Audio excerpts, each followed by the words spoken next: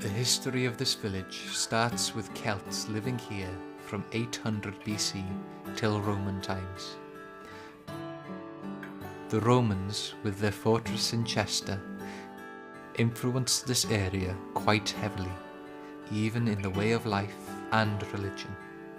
Evidence of this was found in Gresford, when a Roman altar was excavated under the east end of the church in 1908. Today, the stone stands inside the parish church in Gresford, where acts of Christian worship have long since replaced this early form of religion. Today, worshippers gather in the beautiful Church of All Saints, where the peal of church bells is recorded as one of the 7 wonders of Wales. Many consider this building to be one of the finest examples of church architecture in Wales.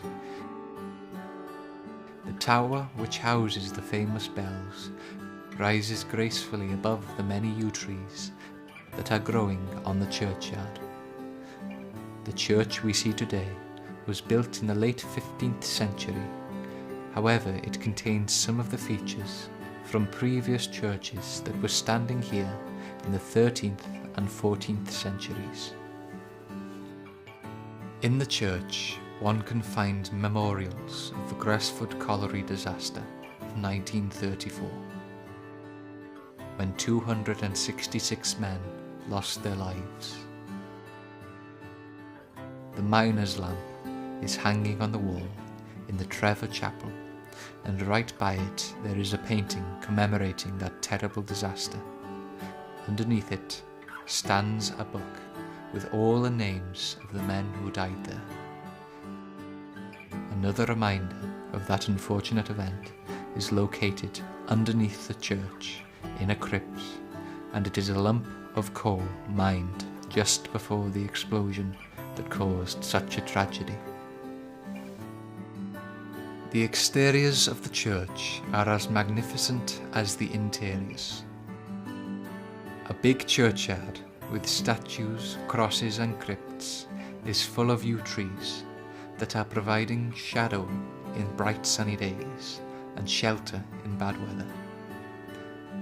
All of this is dominated by the church and its tower, which are decorated with a variety of stone carvings, detailed statues, animals and grotesque creatures. The lower level of the tower is dating from the 14th century, and the upper level was added after 1512. On top of the tower, one can observe beautifully carved figures and 8 pinnacles, and inside the tower, bells listed amongst the 7 wonders of Wales can be found. Unfortunately, there is not much information about the bells before 1623. Although there are records of bells and a belfry entrance as early as 1350, it is possible that those early bells were destroyed during the times of the Reformation, and new bells were cast around 1623. The number of bells has changed over the years. Today there is a total number of 14 of them.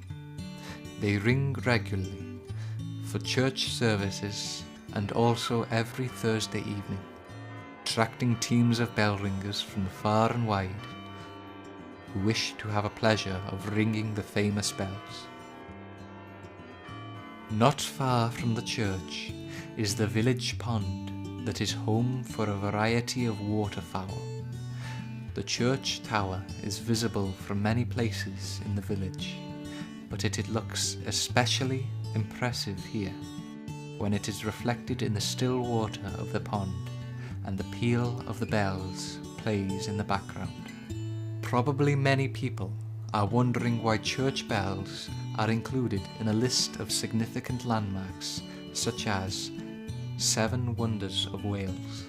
It is reasonable to assume that the author of the poem was simply astonished by the size and splendour of the church, and even more so by the peal of the bells hidden in its tower in such a lovely but small village.